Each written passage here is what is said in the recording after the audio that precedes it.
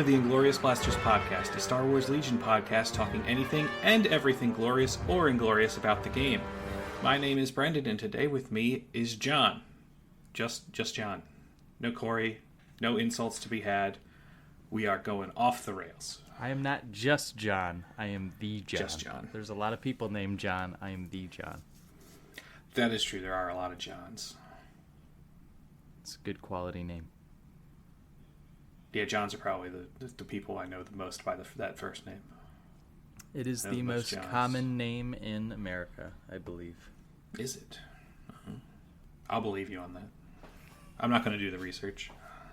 So on today's episode, besides John probably Googling how common John is as a first name, we're going to be talking about the recent news with the grand tournaments, the reveals of the Bad Batch, and just some general talk. John got a game in and tried the crazy list that we talked about last episode. And I'm doing a little bit of new hobby stuff. And I've also joined an escalation league at my local store, so I'll talk a little bit more about that later. But first, the list of grand tournaments. So the grand tournaments are all the AMG sponsored events, for lack of a better word. They're the big ones that will be getting the prize support from AMG. Looking at it, it's the same prizes that we saw at Adepticon at Worlds, just you're guaranteed to receive things rather than having to earn tickets through your games. Do you have any thoughts on that, John? No, it's nice that you don't have to earn the tickets and keep track of the tickets and feel like you're running around doing everything you can to hoard tickets and, calculate what you want and what you don't want. And so it's nice. I feel like aren't they doing some form of prize wall though? There's no prize wall per se. It's the same stuff from the prize wall.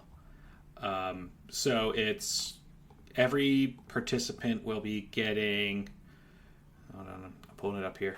The Lying in Wait foil card, the Tactical Strike foil card, the Sith Will Rule foil card, the Reckless Diversion foil card, the Hello There foil card, the Ploy foil card, and 2 white promo defense dice, 2 white red attack dice, and 2 promo black attack dice. Additionally, it says that there's a Play It Painted, which is 2 art prints. I don't exactly know what Play It Painted is. I assume that just means if you show up with a painted army, you get these. And the 2 art prints, one's Ewok art and the other is the Delta Squad art. The top 4 all get acrylic round counters. And I saw those at Adepticon. They were kind of hidden in one of the other cases, not really near some other Legion stuff. But those were pretty cool because they look exactly like the stereotypical round counter, but they are acrylic and they're magnetized to be held together. They were pretty cool. Oh, that's cool. Then the top 2 get the 6-inch by 3-foot play area bumper mat with the artwork for the Rebel Saboteurs and the Imperial Riot Troopers, and then first place gets a championship trophy. Nice. Yeah, I'd say it's a good amount of swag for just going, and that's probably on top of whatever else that particular event has. But it's nice to see that level of support coming from AMG for some of these tournaments. Agreed. So you're only getting 2 of each color dice, and there's no way to gain more dice, obviously, because there's not that they explicitly state. I don't know if they are giving even more dice. I don't know how many dice will be allotted to an event like this, if it'll go over. I mean, they're probably giving a number, assuming a turnout, so it might be up to the EO's discretion at that point what to do with the leftovers. Yeah. I don't know 100%. That's pure speculation. Yeah, I feel like the dice are... I'm not running a grand tournament. Sure. Well, not a lot are, because there's not a lot of these things. I think we ended up with 11 total. But yeah, I feel like people mostly In the like US, at the least. dice. In the U.S., yes. 11 in the U.S. that have Legion, just to clarify. Because I think there's a few more than that, but I was only combing through and looking for Legion-specific GTs. But yeah, I think most people want the dice. That was definitely the hot item at Worlds. So only getting 2 of each color. That's really the only drawback of not having like a ticket system where you can like basically just get the dice. Cause, it's nice to get full sets of those. And I mean, if you only play one faction or 2 factions, getting the foils of all the other ones, not as crazy if you don't really care about those necessarily, but you can always trade them with friends and things like that and people that don't go to the GTs. But yeah, I mean, it's cool. I think it's a lot of support from AMG, which is nice to see.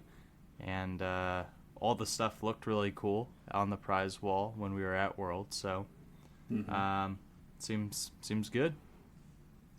Yeah, I do find it interesting that, at least off the top of my head, there's one thing from the prize wall at Adepticon that isn't mentioned in this level of prize support, and that's the lanyards.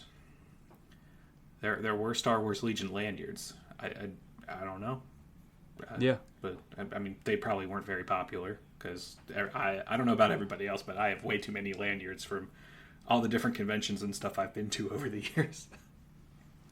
Yeah, and now that you say it, I don't think I saw anybody with a lanyard. I mean, we talked about it before. I feel like everybody just wanted the dice, basically. I mean, I have the lanyard. Now I've seen one person. Yeah.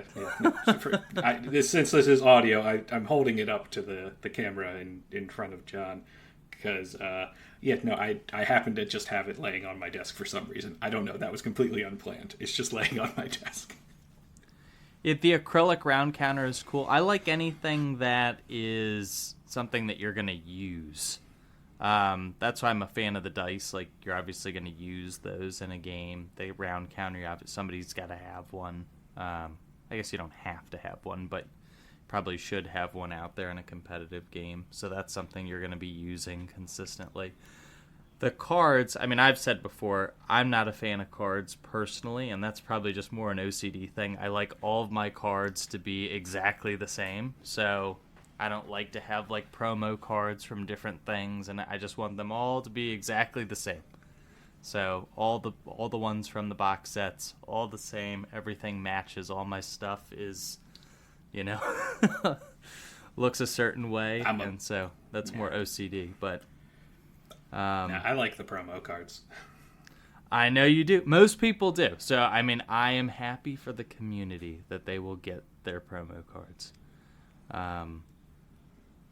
But yeah, I mean, I wish the foils were alternate cards, not just cards that people already have just in foil. Yeah, different art on them. That would be really cool. I hope they do that next time, but at the same time, I could see that this was probably one of their ways of cutting costs with the whole, merger shenanigans going on in their back end with Asmodee. You don't have to pay new artists to just reuse the same stuff and make it foil. So. Yep, 100%. Should we list off the GTs? That's pretty quick. Yeah, we can do that. Do you have the list in front of you? Yeah, so I'm going to just list off the Legion GTs. I wasn't, like I said... In the U.S. In the U.S. Or are you going to list off all of them? I'm going to go through the whole world. But yeah, Legion GTs in the U.S. starting in July 20th, we got Lone Star Open. Then we roll into Gen Con, then Salt Lake Open, Evergreen Open, Nova, Crucible down in Orlando, Battlezone Ursa Convention, PAX, another one local for us. Then you got LVO, of course, out in Las Vegas, Gamers Guilds, Heroes and Fleets, and then finally to cap it off, Richmond Open. So that is the 11 that feature Legion in the U.S. And if you happen to not be located in the U.S. and are not aware of this list, just go to AMG's website. They've got an announcement on the GTs, and you can check your region of the world to see what might be closer to you. It's mostly what I kind of assumed was going to end up being a GT. It's a lot of the larger conventions. I think only one of the 11 is what I would more like store level, larger store level, at least from what I gather. I think that's the Gamers Guilds, Heroes and Fleets. Battlezone Ursa Convention. The only reason I say it's not, it has convention in the name, so I assume that's a convention. I'm not familiar with it. But all the other ones I'm familiar with, like LSO, Gen Con, Nova, so on and so forth. Is there any that that you can think of that aren't on there? I mean, only 2 of the FLG events got it, with it being Lone Star and LVO. So, just considering how big those events tend to be, that was a little surprising that they only got 2. Also, I think one of the choices, at least from my knowledge, is great that it got it, the Richmond Open, because that one hasn't exactly been big before. But I think that now that it is a GT, it has the chance to really grow next year, because I know the past couple of years they've been having it. It hasn't always gotten quite as many people as they were hoping. So I'm hoping that with this announcement, they'll get a lot more people next year. I haven't been able to make it myself, even though it's not technically that far away. I mean, I can make it there in 2.5-3 hours from where I live. But it just has never lined up that I've been able to go that weekend. So maybe I'll make it a priority next year. Fair. Actually, now that Rocky Top Games Con, Ryan from the Stabcast has always done a great job with that event. They usually have 55, 60 people. So maybe that have to get out to that at some point too. It's nice that it's also like it's not just a bunch on the East Coast or West Coast. Like it is a nice spread across the country. So their goal of making these more accessible to pretty much everybody. Not that you can literally make it perfect so that everybody can get to a GT. But, I mean, it is a nice spread, geographically speaking, across the country. You can never make it perfect, but at least they didn't just go, well, we're only going to put them all in this quadrant of the country. Yep. It is interesting if you look at them on a calendar between July 20th and September 6th, there are 6 of the 11. Huh. So we are going to get hit with 6 GTs in almost like a 6-week period. 6-week period, wow. Yep. Yeah, well, I mean, because I know Nova Open and Crucible are back-to-back weekends. Yep. So you got Lone Star 720, Gen Con 8-1, Salt Lake Open, same weekend, I believe. Then Evergreen Open 8-16, Nova 8-29, and then Crucible 9-6. Wow. I didn't realize it was 6 in 6 weeks. Or, what is that, 7 weeks? 7 weeks? 7 weeks, 6 and 7 weeks? Either way, it is going to be a lot of GTs in a very short amount of time. So we'll have a lot of feedback on how the how the GTs are going, because we're going to get hit with the battery. I plan to be somehow I'll be at 2 of them, which is weird for me to say out loud. 2 of them? So obviously I'll be going to Nova Open because I drive just, it's about a 45-minute drive with no traffic for me, so that works out great. The other one I'm keeping a little hush-hush for now, but I'm sure I will share that in the coming weeks. That's actually where I went, and then I was like, I don't think you have said that publicly, so then, well. I haven't said where. I will say no more. Publicly yet, but I will be somewhere else. I will, keep it secret. Somewhere else hush, in the country. Yep. So, hooray. Cool. All right. But we got spoilers. Spoilers. Bad Batch. They come out next month. Get your pre-orders in. I had them open in a tab somewhere. Where are they? There they are. Found them. So, we got full spoilers for the Bad Batch now. I'm going to do a quick overview of their Republic card. Then we'll go over the Rebel card, because it's slightly different, but very similar. Then we'll go over all the members of the Batch.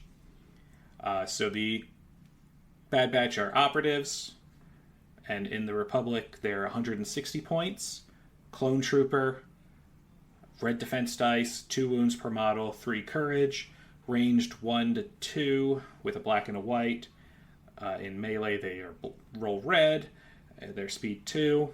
They have to equip Hunter, Wrecker, Echo, Tech, and Crosshair. They are impervious. They have Scale, Steady, Sharpshooter 1, and We're Not Regs, which says they can't use other clone green tokens and cannot use... clones can't use their tokens, and they can't use fire support. So, lot on there. I mean, even without knowing what the Batch themselves do, cool, keywords. The Rebel version of them is slightly different in that they don't equip Crosshair, and they're 140 points, so they are 20 points cheaper. The only other major difference is they can equip Omega for 10 points. And we've talked about her before. She's got 1 health. She's got her Zygerian Energy Bow, which is melee to range 2 white. She's a counterpart for the Bad Batch, and she's part of the squad too. She doesn't have to be assigned wounds or be defeated first due to the counterpart keyword. And while she's on the battlefield, the Bad Batch may use the claim and sabotage repair actions when she's in base contact with an objective token, as if she was the unit leader, and any claimed objective tokens are still placed in base contact with the Bad Batch's unit leader. An overpowered ability, as previously discussed. So, congratulations, Rebels players. You have something really fun and unique that nobody else has. And the Bad Batch themselves. We've talked about Hunter and Crosshair, so just quick reviews on them. Hunter is the leader for the squad, and he has a free ability where you can target a non-commander or operative enemy trooper unit at range 1 and in line of sight. Roll a black attack die on a hit or a crit. The unit suffers a wound.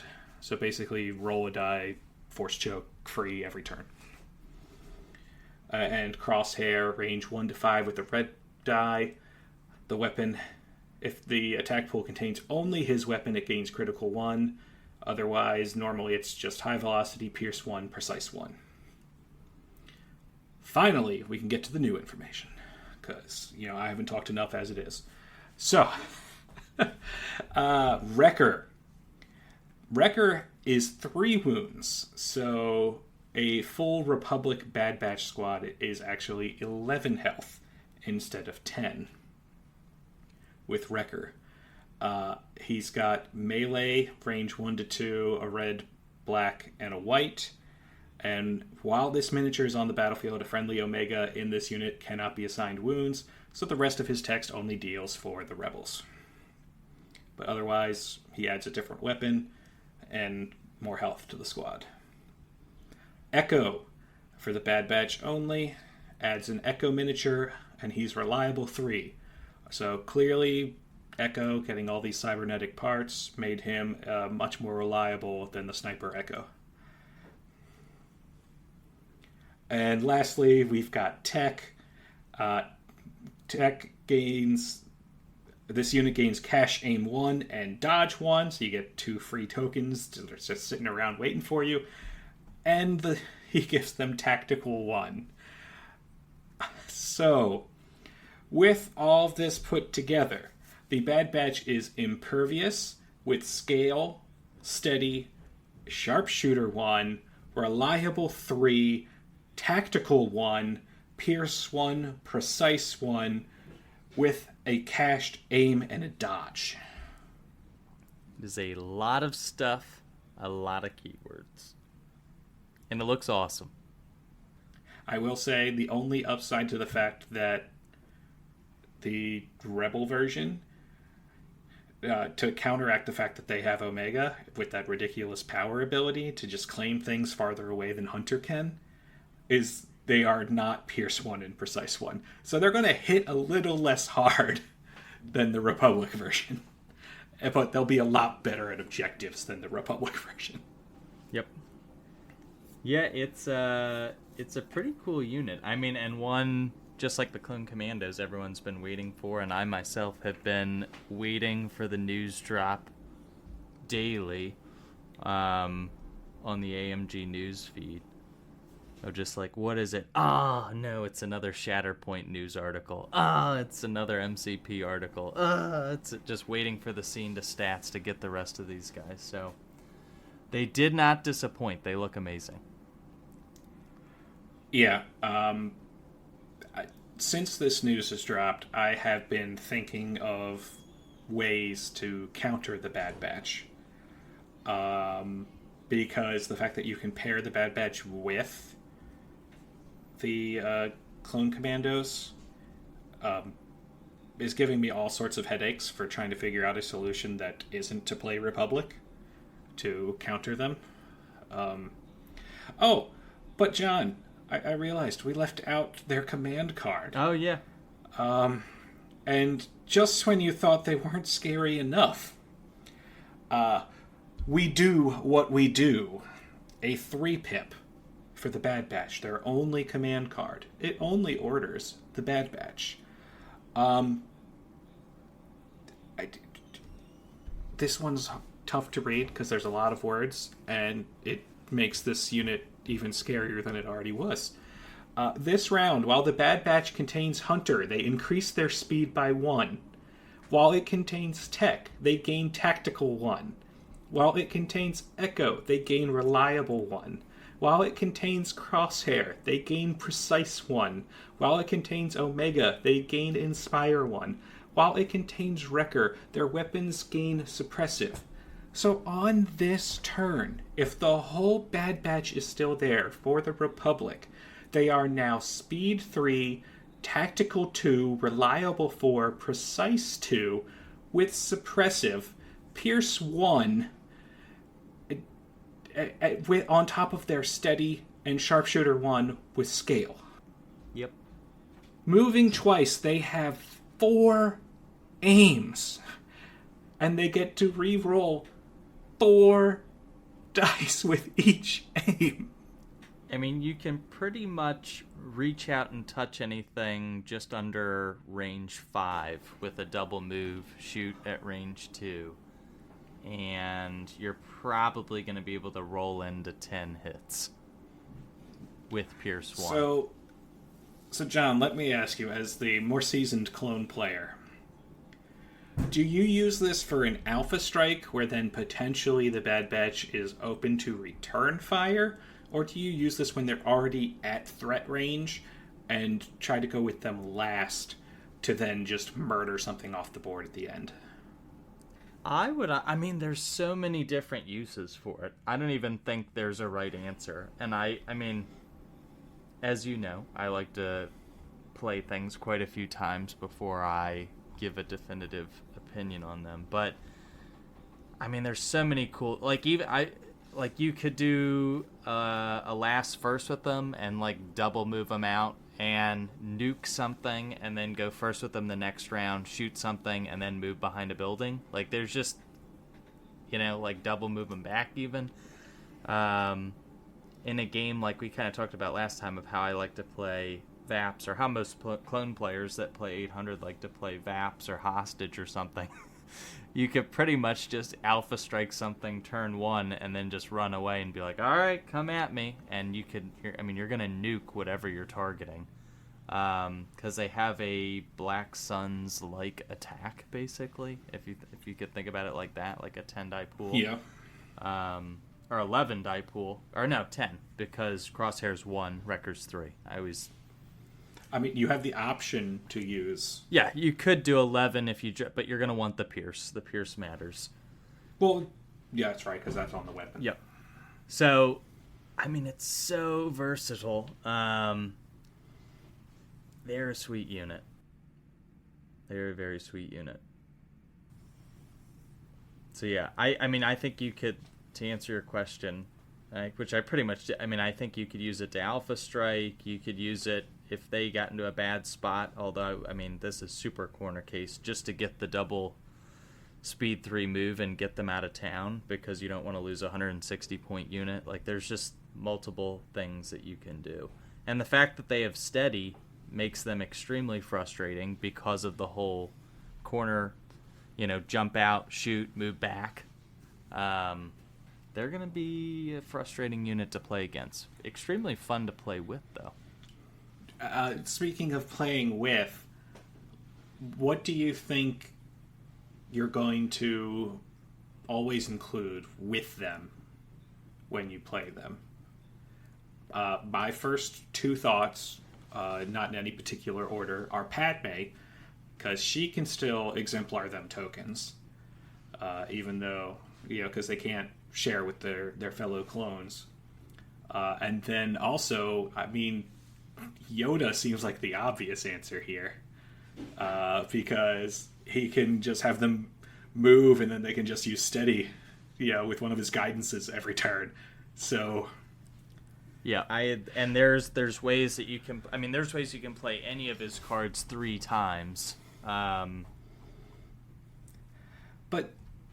even then, it's just a guidance on the Bad Batch's 3-pip turn is amazing. Yes. Yeah. Insane. I mean, so unfair. Yoda just opens up all kinds of shenanigans to add to their already versatile nature. So, yeah, I like Padme. I mean, Padme goes well with everything Republic. Mm-hmm. So that's an easy one. Yoda has so many different tricks that you can do with them. I'll obviously try Anakin, of course, because that's kind of been my bread and butter. Even though I don't know if he necessarily is the best pairing, although you can do some super aggro stuff with him then and just play Anakin potentially a little bit differently. They'll pair well with commandos if you want to get really aggressive with infiltrate deployments and have these guys come running up, like backing them up. Yeah, I mean, here's the 4 almost unkillable units. Yeah, exactly. Exactly. How do you... At range 2. Yes. Yeah. I mean, even... Not that you're going to do this all the time, but even if you're double move shooting with Crosshair, he's almost like an Echo Light, so to speak. Mm-hmm. It's not... You're not going to hit with it every time, but it's possible you could plink a guy off with the critical 1 aspect.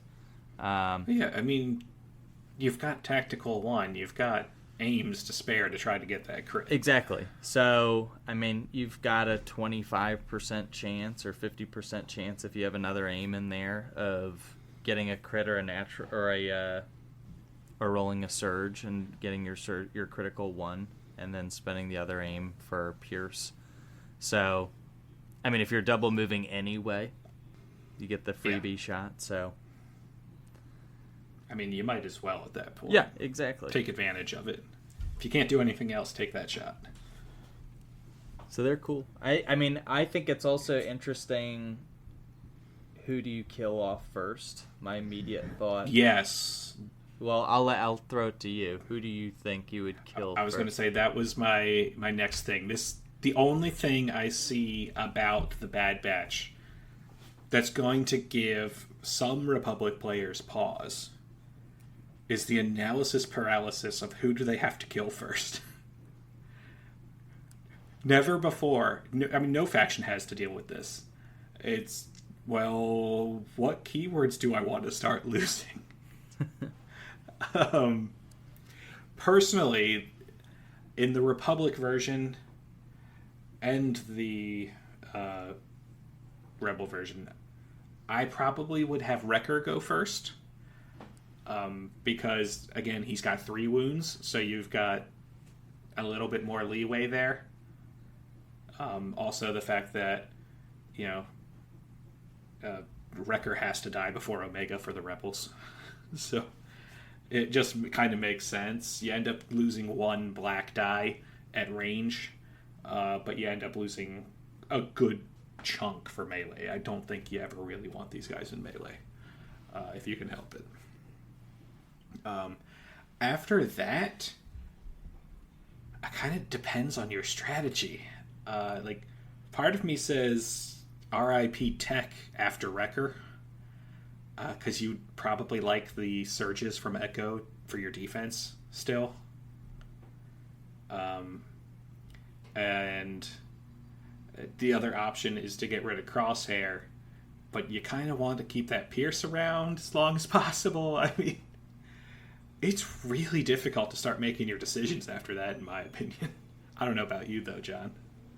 Yeah, I think for me, Wrecker is first choice, because you want to keep your squad at 5 guys as long as possible, so that extra wound makes him the obvious choice, for me at least, to assign wounds to first. And he doesn't contribute any additional keywords to the rest of the squad. Especially, I'm looking at it from a Republic standpoint, of course, just to clarify. Right. So the Omega thing is irrelevant to me. So if I'm playing them in Republic, Wrecker is... But she's part of the squad, too. She is part of the squad, too. See, I just proved her whole thing. Her whole point has been proven by that statement. So Wrecker, 100% is your first dude to go. Or at least to assign wounds to. So you can keep your squad as healthy as long as possible, so you're getting your 10-die pool. And then after that, I think it's a toss-up between... Tech is honestly who I mean, because you're probably, if you're taking that amount of fire that you've gone through Wrecker and now you're looking at assigning wounds to the next guy, you're on to your 4th wound, that is. Potentially 5th, because you're talking about killing someone off. You've probably used your aim and dodge that you've cached. I mean, the tactile 1 is nice, but I think losing the reliable 3 and no longer being surge block on defense and having a 160-point unit that doesn't have surge defense, or surge on their defense, is a problem. So I think Tech is next to go. The only caveat to that is, like, say you're playing against maybe like a Kashyyyk Defenders list or Ewoks or something where Crosshair's Pierce 1 isn't as relevant, and maybe you haven't spent those tokens and you really prefer to have that tactical 1 so that when you're moving into range 2 and you're going to throw a black-white, you want that extra aim handy, because the Pierce isn't as relevant. So, I mean, there's some corner cases with anything, but I think for me, it's Wrecker than Tech, 9 times out of 10. I think if you're up against a melee-focused list, you probably want to keep Tech.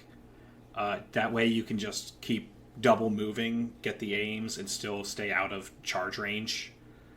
And, have all those aims to keep blasting. But otherwise, I mean, they've still got steady, so you can still aim, move, shoot, and have your precise 1 and Pierce 1 with Crosshair if you don't have your tactical 1 anymore. They're so versatile. It's crazy. I love the design space. Yes. 100%. I think this really opens up them to be able to get really creative with new units in the future. Yep. Yeah, I think I am 100% this opens up so many different possibilities for different squad-like units down the road. I'm trying to just rattle around my brain of nothing but useless Star Wars facts to try and think of some units that could really fit this design space. And it's tough to think of anything outside the Republic just because there's just so many like squads of clones, the named clones throughout the Clone Wars show. if they're not afraid of, going to the comics, there are the quote unquote successors to the Bad Batch in the Empire, who were I'm drawing a blank on their official title, but they were basically Imperial Force 99. They are a group of stormtroopers.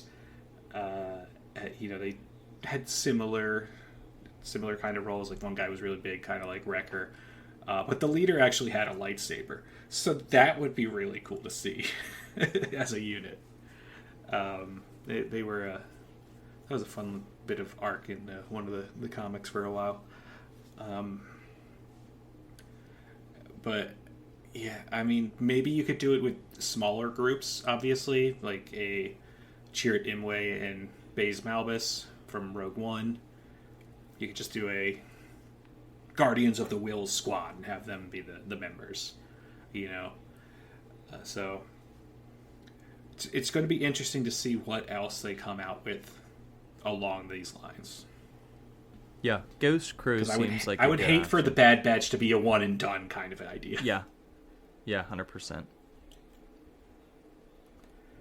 Because, I mean, Star Wars is all about the characters for a lot of people, and if we keep going the rate of, well, every character is their own model as a commander or an operative, it's going to get a little too bloated with characters. If we can do more character squads, you can play with more of your favorite people. Yep. I would really like to see Ghost Crew, and you'd almost have, Yes. Sabine, you could play her as an operative solo, and she has her point cost associated with that, but you could also play Sabine in Ghost Crew, where she's part of this, very similar design space that they went with Bad Batch, where they obviously didn't make every character 100 points, because that wouldn't be doable, but each character is roughly 160, so 32 points. But they don't have their own set of command cards and, well, I was about to say ridiculous abilities. These guys have some pretty ridiculous abilities. But they're not throwing, 2 bombs off and, doing all kinds of crazy gunslinger action like Sabine Solo. But she could add something to the squad like this, like a keyword, and you could do everybody, Zeb, Hera, Ezra, so on and so forth. But you could also have operative Sabine, so you could choose one or the other type thing.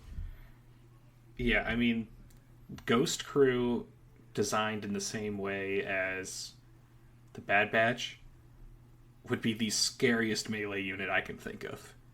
I mean, 2 to 3 lightsabers, a bow rifle, and Chopper. I mean, Chopper by himself should be an 800-point army. He's that lethal. But putting him in a squad, we're going to have some trouble there. You think he'd do more than clumsy kick? Oh, yeah. He'd have, I don't know what keyword to give him, because that man is a maniac. Clumsy kick is Chopper, 3 white? 2 white? Yeah, but I mean, that's 3PO. Only 3PO can have clumsy kick. All right, if anything, Chopper will have the electric shock that R2 has, but better. So, because he's Chopper. His death toll is much higher. R2 was just an accessory to war crimes. Chopper committed war crimes. Fair. All right. Anything else on the Bad Batch? No, I'm excited. They are coming out in July. What is it? July 19th? July 20th? Something like that. Somewhere around 19th. then. July 19th. So we are a little over a month away. Yep. So, yeah. All right. Well, John, you recently got to play a game with the... I don't know if it was the exact same list you mentioned last cast, but it was very similar. You double-latted it up for the Republic. I did. It was a variation of the Not the Brendan list. I can't remember... All right, well, how'd it go? It went well. I can't remember if I shared the exact list. I mean, in essence, it was 2 lats filled with... You did, somewhere. Yeah, I think I changed it up because the original one that I shared had Delta Squad and there was a clone commander. This one I ended up doing 2 lats and put clone commander Fox in as a field commander for one of the lats. Dropped the clone commander.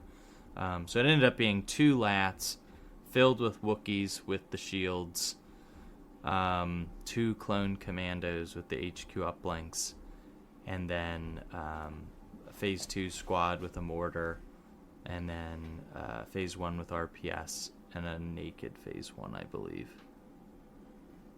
I don't have the exact list in front of me. It was I found 9X. it for you. You found it? Yeah, 9X. Yep, 9X, 795.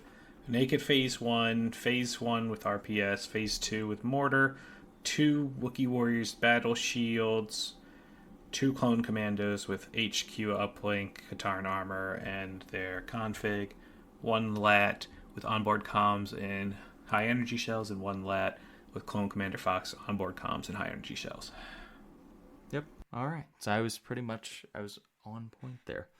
Yeah, and it played well. I ended up the deck is built to basically do breakthrough, bombing run, things that most people don't want to play. I went with a 5-point bid because it's going to outbid most lists, and the lists that really want to outbid you beyond those 5 points are probably looking to do the same thing I'm doing. So I'm also probably fine playing their deck. And I ended up playing Daryl, one of our locals at Critical Hit. He was doing a Republic gun line, and we ended up doing Breakthrough so that we didn't have to do Bombing Run or any of the other ones. But yeah, it was good. I know Daryl's a Republic player. What kind of a list was he playing? He was doing a gunline style list. No Force user. I actually didn't know we were going to end up doing like a full battle report on this. I would have. Okay, well, he was running he had triple Republic type gun line. Yeah, he had triple clone commandos. Okay. One was Delta Squad. Okay. And then basically like a smattering of clones. Yeah. Okay. Pretty much your standard type thing. Yeah, Clone Commander 5. Yeah, it was basically the list is charge the Wookiees at you. So pretty much W key list.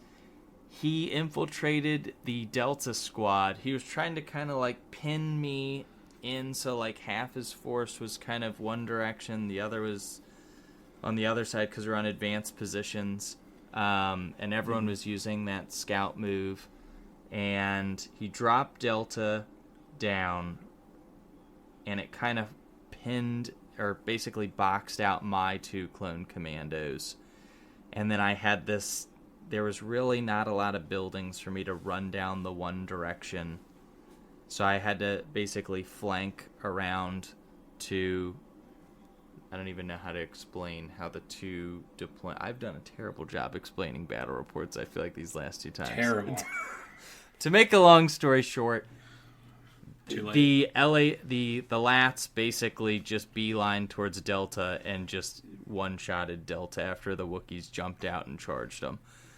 And at that point, it was the Delta Squad had a ton of upgrades, so I was up on kill points.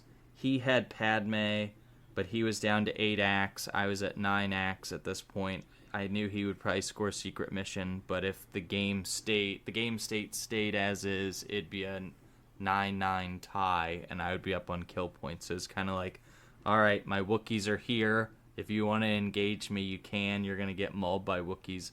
Otherwise, I'm going to chill here and shoot you with commandos.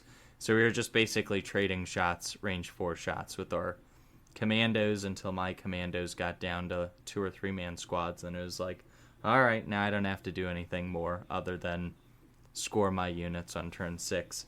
And he did not want to basically go around the building and get mauled by the two Wookiee squads. So it was pretty entertaining. I think we posted up a picture on the Discord. My main takeaway from this is, if you get the commandos in melee, they die just as easy as any unit does. Because you no longer... Their armor is useless. Your Katarn armor is useless. So, yeah. having the Wookiees just maul you was actually quite fun. Because it was like, oh, you brought Delta? They're dead!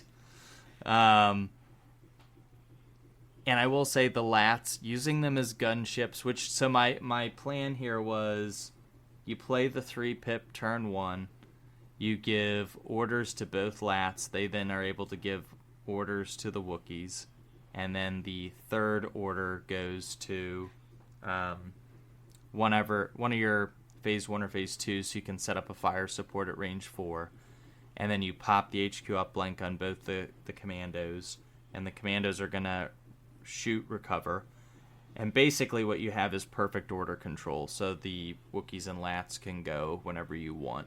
And then turn 2, you do the same exact thing with the 2-pip, just minus the fire support because you're not getting that extra order, and that's when the Wookiees are hopping out and charging whatever you ran into at the Lats.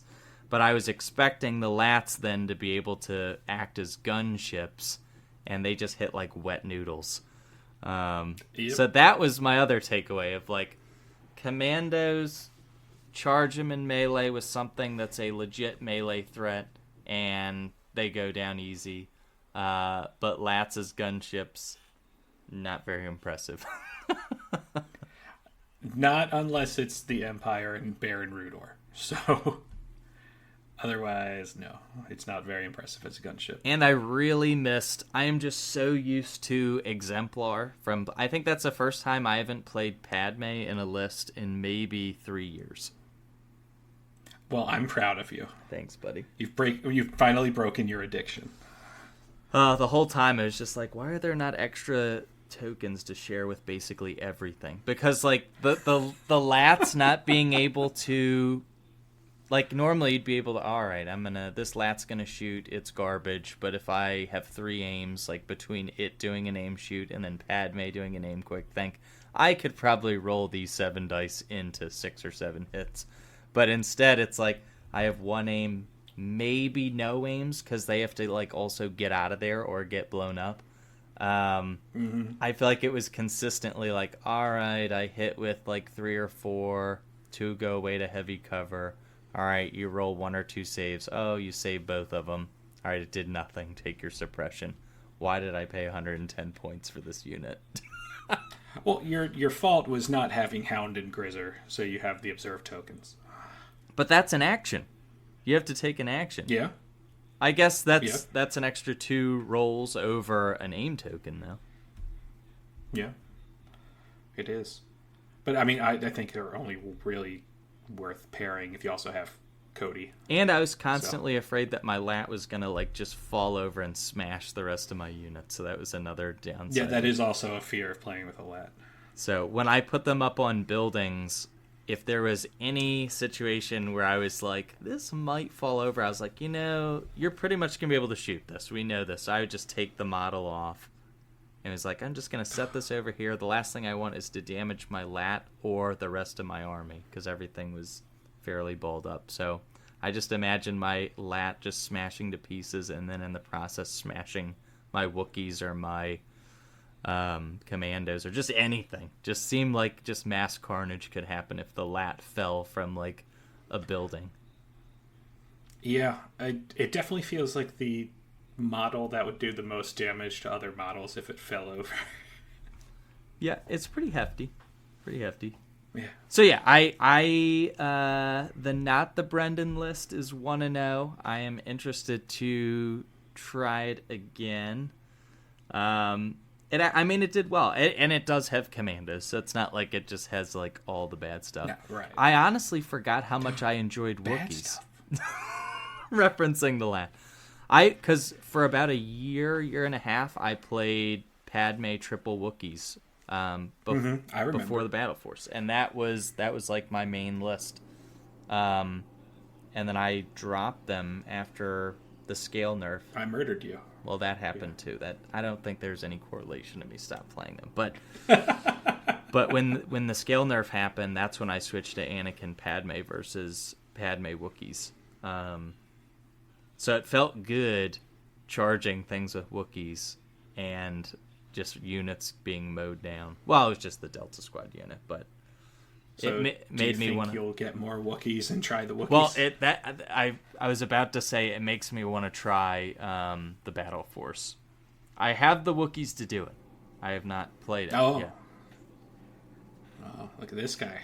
Enough Wookiees to do that. I do not have enough Wookiees to do that. Yeah, I think I have. I think I have 7 squads of Wookiees, and then the 3 little copter things, whatever they're called. The Fluttercraft. Fluttercraft. I have 1 Fluttercraft still in the box, so yeah. Also I'd a have to get 2 transport nightmare, I would imagine. Oh yeah, that I've seen the model in person. That one does look like the most difficult to travel. I could see traveling to a local, but the people who travel with that to faraway lands, more power to you. I don't know how you make that thing travel and not break. Even the lat, I mean, I was a little bit of. Oh yeah, my lats are both professionally painted, so they are very sharp looking. So I like wrap them in bubble wrap and then put them in a box and showed up with them in a bubble wrapped in a box. And then when I was done, I re-bubble wrapped them, put them back into a box, transported them home. Yeah, I wouldn't say my lat is amazingly painted. I mean, it looks all right. But I will say when I finally put together my second lat and paint it, I'm going to make it look a lot nicer. Because now transitioning to some hobby talk, I got a new airbrush. So for people who have been listening, every so often I bring up that I've been trying to learn how to use an airbrush. And, I had your stereotypical double click airbrush where you had, the buttons on the top. And every time I would use that for any level of extended period of time, my hand just was killing me.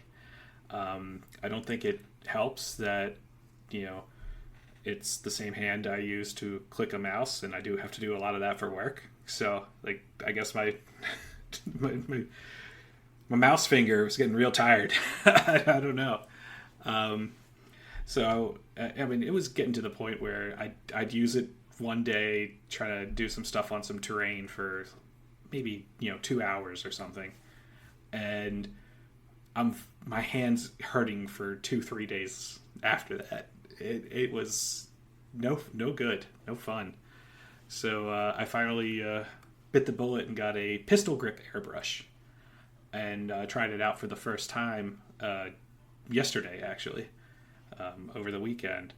And I just used it to do some priming. I tried doing zenithal priming on my models for the first time using my airbrush. And, man, the pistol grip is so much better on my hand. It's literally just a pistol grip. Think of, a gun or a video game controller. It's a pistol. That's all it is. It's a trigger. It's not a weird, I got to push down and then pull it back with my finger like the other airbrushes. It's, all right, I'm pulling the trigger. It was just so much better. All I can think about this whole time is the Happy Gilmore scene where they're dropping the grandmother off and she's like, my fingers hurt. I know, I don't know, I'm old like that, I guess. That's you. Yeah, but no, the pistol grip, amazing by comparison. So just anybody else who's thinking about getting an airbrush, if you have concerns about your hands or your fingers, get the pistol grip. It's nicer to you. I would imagine that would be a lot more comfortable, especially if you're doing the airbrush for extended periods of time, of course. Yeah. Which I feel like most people are. Like priming would obviously be one of those examples, and then I don't know anything. Yeah, I will say this is the first time I tried priming with an airbrush. Normally, in the past I've just always used rattle cans, but I finally decided to buy the different color primers to use in my airbrush. And I gotta say, I love the look of the models with the prime compared to using the rattle can. Also, the fact that we're getting into summer and I can't trust the weather to be good to me for rattle can priming. So the fact that I'll just be able to prime whenever I want is a lot nicer. But it takes a lot longer to do it than just a rattle can prime. I would imagine so. My finger hurts now that I'm thinking about it when I do like an entire table's worth of terrain and prime it and go through like 2 rattle cans. By the end, you're like, ugh. So yeah, I can imagine. Oh, well, John, you should get like a $10 attachment at like a Hobby Lobby or something. You can just click it on to the rattle can. No, that's part of the experience, man. You got to... No. That's part... I don't do a lot of tables at this point. I am kind of maxed out with my table inventory. I mean, I am, but I'm still working on new tables anyway. I need to get back to painting the tables I've been working on. And print some more for another table. I've got one table in a middling state of painted, a second table that's primed, and then a third table in a middling state of printed. So... all over the place. I'm trying to do too much at once. I think the last time you and I recorded without Corey, your 3D printer was going on behind you. Like, yeah, that sounds or running right. Behind you. Yeah, I've now tried to make sure I don't have it running during episodes, because otherwise you'd hear it, because it's literally right behind me. And I'm trying to figure out what I want to print next for the one table I'm working on. Finally looking at everything I've printed for it and trying to figure out what else it needs. So, trying to figure that out. It's, the table I'm currently printing is a Mustafar table, so that'll be fun. Nice. Little lava. Need some lava. I got a lava mat for Christmas, and I went, well, I have no terrain to put on this, so I'm finally getting around to it. There you go. Takes forever. I'm not always printing. I take breaks from printing things while I just think and go, well, I don't want to breathe all the plastic right now. So your lungs probably appreciate that. Yeah. I try to, do it for times where I'm not going to be in this room a lot. But this is also my hobby room / home office room / nerd den, so I'm in here a lot. Well, sir, are you ready for Atlantic City Open? I am. It's this coming weekend. Next episode, I will talk all about what happened. Because right now, I don't know what's going to happen. So, it's happening. It will be a fun time, I'm sure. But we'll see what happens. In the meantime, though, I have joined a Escalation League at my local store. I do not get out to play as often as I would like. It is a terrible, terrible habit of mine. And hopefully this Escalation League will get me to do that a little bit more regularly. The idea was to try and help some people who are new to the game or who, this is not their main game, just to help them build up their game, the number of games they're going to play, build up their army, paint their army. So every 3 weeks, there's a pairing, and you have to schedule your game with your opponent, and the games progressively get bigger and bigger. So round 1 is a 400-point skirmish game. Then the second game will be a 500-point skirmish game. And then the third game will be a 600-point skirmish game. And then the fifth game will be a 700-point standard game. And then the fifth game will be an 800-point standard game. And then they plan at the end of all of these 5 games to have a day at the store where everybody who participated in the league comes together and plays. Nice. That's cool. I like that. Yeah. There's points for playing your game, points for winning your game, points for coming with a fully painted army, points for having painted a new, assembled and painted a new unit during the 3-week span. So it's all about, keeping motivated to get your games in and your hobby going. Yeah. So this is all at Gamerscore? Yep. Right on. Yep. Right so on. I got Gamers Core in Old Ellicott City, not to be confused with the other Gamers Cores that have been spouting up across the United States. This is the OG, so... Is it really? Yeah. It is the Gamers Core, just like I am The Gamers Core. John. No, you're a John. But yeah, so this will be fun. I'll give periodic updates on this. My first game in this will be after ACO because I don't have much time before ACO. But I've only got the week after to get my first game in before the deadline. So I'm trying to figure out what I want to play. Might try out some units I haven't played before just to get a feel for what they can do on the table. So still trying to figure out what I'm doing. But it should be fun. It's fun because you can change it up every round. You don't have to play the same faction. It doesn't have to be, keep building on to the same army sort of a deal. So it's literally just a sandbox to try new things, which will be really fun to do. Yeah, that's awesome. If people have questions, think they would like to do something similar, I will reach out to the person who actually organized this at Gamers Core because it wasn't me. I want to give a shout out to Manny for setting this one up.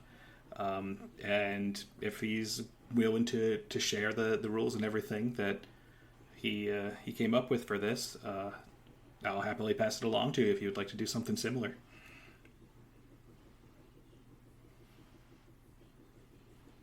All right, John, any passing final remarks? No. Well, nothing other than I've been doing some research here, and John is not, in fact, the most popular male name in the United States. Ha! I knew it. Different websites are saying different things, though, but none of them have it as number 1. It falls anywhere between 2 and 4. Remarkably, though, as interesting as this is, James claims to be the number 1 male name in the U.S., which seems incorrect. I would think it would be like Mike or John or... I guess most people named James go by Jim. Yeah. Also, the fact that you've been clearly worried about this the entire hour. No, I just literally started Googling it again. No, clearly you've been looking into this the whole time, trying to find the one that would validate your opinion. Now, according to this, it says Liam is the number 1. Well, in either regard, I got nothing else. All right. Well, then, we are the Inglorious Blasters. I'm Brendan. I'm John. And John is not as popular as he thought his name was.